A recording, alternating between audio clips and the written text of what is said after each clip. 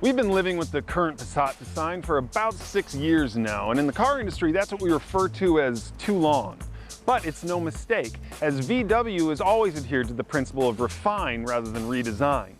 Still, despite the practical elegance of the Passat, people have criticized it for a lack of flair and driving dynamics. And while 2018 does nothing for the former, it does see VW introducing a brand new trim that directly addresses the latter.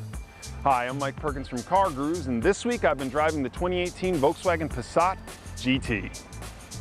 When Volkswagen debuted the current Gen Jetta and Passat models, critics panned them for losing their European feel with regard to handling, fit, and finish. And to be honest, they weren't entirely wrong.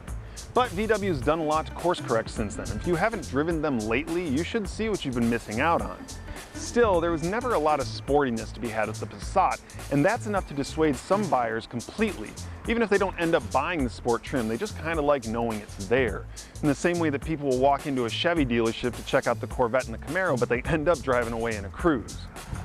So what did Volkswagen do to try to inject some sportiness into their mundane midsize?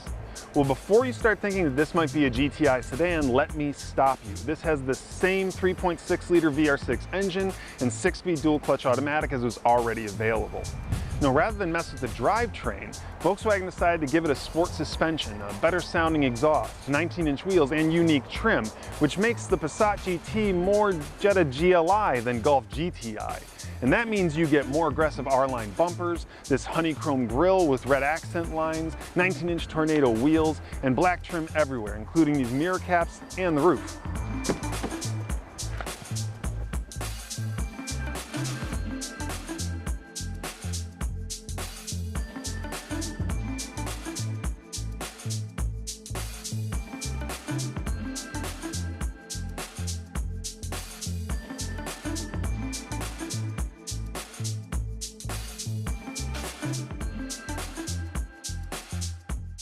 In true VW fashion, these changes are informative rather than transformative. The GT doesn't immediately stand out from the rest of the lineup, even with the suspension dropped more than half an inch.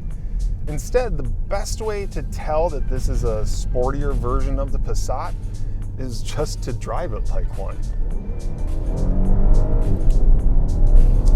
Yeah, that exhaust, that may be the real treat of the GT. And the suspension is an astonishing blend of handling and comfort that has me thinking it should just be the default setup for the entire Passat lineup.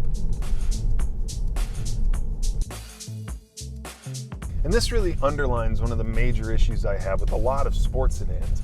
People will get into them a lot of the time because they fell for the marketing and they thought that faster equals better without realizing that when you add sportiness, it's going to come at the cost of comfort.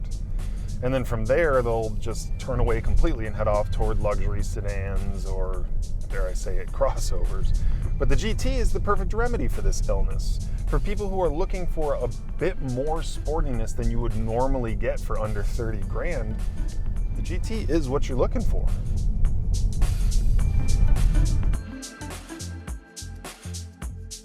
But it's not everything you're looking for. The GT comes standard with a forward collision warning system with auto brake and blind spot monitoring. But if you're looking for adaptive cruise or a lane departure warning system, you're going to have to look elsewhere. And if you want it with 6 cylinders, the only place you're going to find that in the midsize segment is in the Camry. Now with that, you are going to get a bit better fuel economy than you do here in the GT. But the Camry is $4,500 more, and it's a Camry. That's the big difference this year, because previously the only way to get a 6-cylinder Passat was in the SEL premium trim, and the base price of that was about $1,000 more than the V6 Camry. With the GT, now you can get a 6-cylinder Passat for less than the Accord 2.0T, or the Mazda with the 2.5-liter turbo. Now, sure, the Mazda's 310 pound-feet of torque absolutely smokes the Passat's 258, but the Mazda is shod with SUV tires, and it simply can't put down all that power. The Passat certainly suffers from a bit of the same, but it's nowhere near as bad as that Spin King. But it's space, especially rear seat space, that really sets the Passat apart. At well over 6 feet, I can leave the driver's seat in my preferred position and still sit comfortably in the back thanks to 39.1 inches of legroom.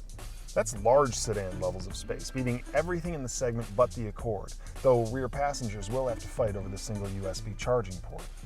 And the 15.9 cubic feet in a very accessible trunk is more useful than the quite competitive numbers would suggest, thanks to a big, low, wide opening. Though, watch those hinges.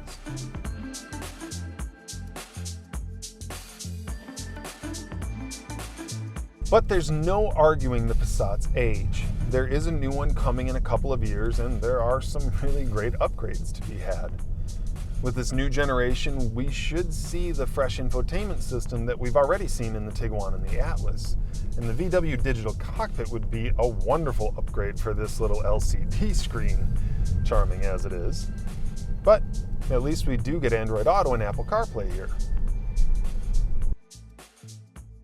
Still, the Passat enjoys a 5-star overall crash rating from the National Highway Traffic Safety Administration, although marginal rating in the small front overlap tests and the headlight tests for the Insurance Institute for Highway Safety did prevent it from getting a top safety pick title. Now personally, I'd like to see the braking distances improve, because at 120 feet for the 4-cylinder and 130 feet for the heavier V6, it's just average. That said, with the sport suspension and the bigger wheels on the GT, that number should improve. The bottom line is, it probably is worth it to wait for the next generation of the Passat, but that doesn't mean that it's not quite good right now. It's just a bit overlooked. And with the GT, it just got a lot better. Hey, thanks for watching. For full details on the 2018 Volkswagen Passat, just click the link in the description. You can head over to CarGurus.com and read my full review. And for videos of some of the competition, just subscribe to the channel.